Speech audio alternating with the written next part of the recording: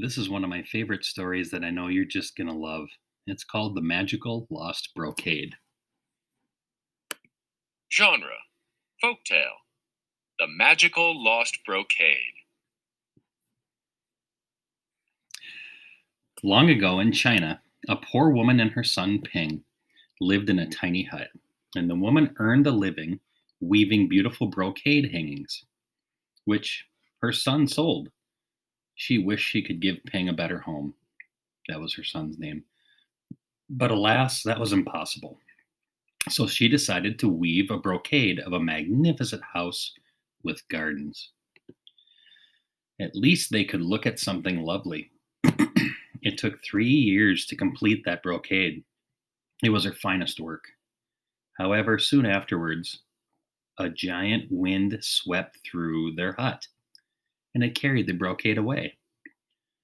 The woman was grief stricken, so sad. So her son, Ping, went off in pursuit of the brocade. He assured his mom, "Mom, I'm going to bring that home for you." Ping walked for 3 days, and he came to a stone house. There was a bearded man who sat outside.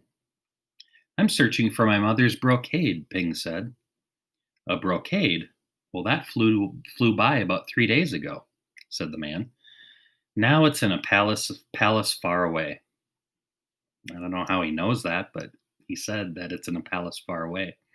"I'll explain how you can get there, and I'll even let you use my horse."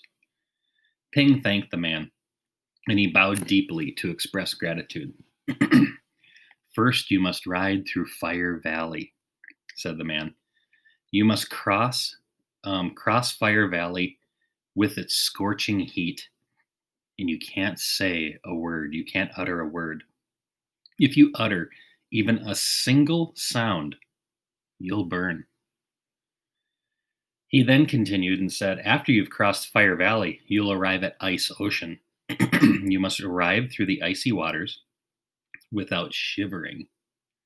If you shiver even once, the outcome will be terrible. The sea will swallow you up." The old man paused before concluding. "When you emerge from the sea, you'll be facing the mountain of the sun. The mountain is as steep as a straight line up to the sky. It is so steep, and it is so scary to go up that. The palace is on the top, and the brocade is in the palace." How did he know that? I don't understand. But he knew. Somehow, some way. "That sounds like an extremely difficult journey," said Ping, "but I'm going to do my very best. It's for Mom." He mounted the horse and he traveled for 3 days. And he reached the Fire Valley. As he crossed the valley, angry flames leaped out at him. The intense heat brought tears to Ping's eyes, but he said nothing. When he reached the other side of the valley, he saw that there was an ice ocean. With Ping's gentle guidance, the horse entered the frigid waters. The sea touched Ping with icy fingers. Icy fingers. It's almost like personification right there, huh? But he didn't shiver once. So the horse and the rider crossed the sea, emerging safely on the other side. Next, Ping approached the mountain of the sun. He rode up the steep mountain, grasping that horse for dear life. Finally, he reached the top, and he dismounted at the palace door. I wonder if he did like a flip as he dismounted and then landed and put his arms in the air. A lovely princess welcomed him. "I'm Princess Ling," she said.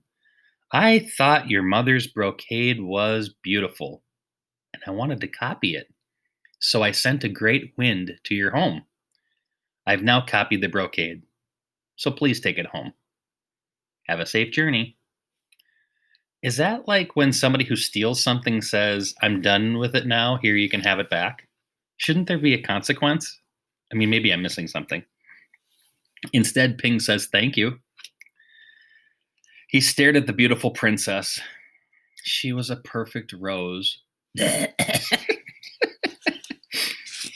he He wondered if he could see her again, and he detected a knowing smile on her face as they said goodbye.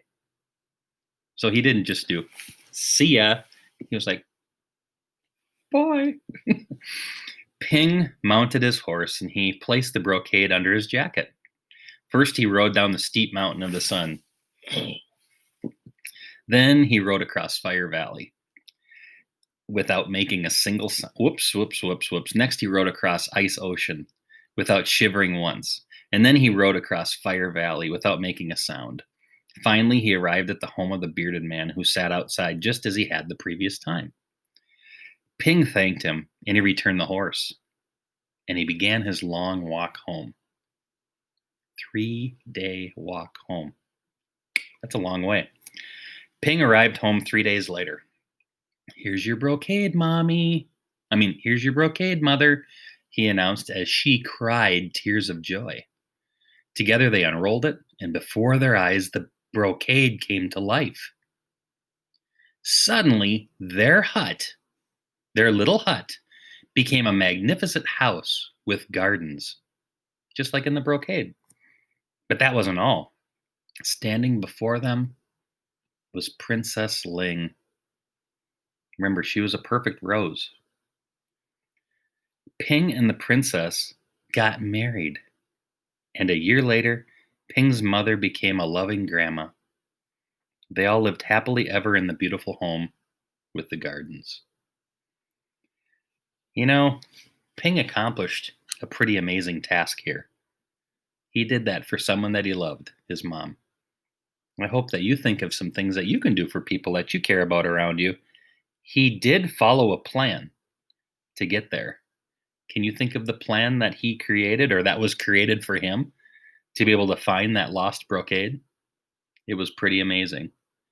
Thankful for that dude who sat outside. I think he had a beard or something like that told him, you got to do 10 jumping jacks, go through warm areas, cold areas, go straight up, do a couple burpees, and then there it'll be the brocade. I can't remember exactly what it was. You probably remember better than I do.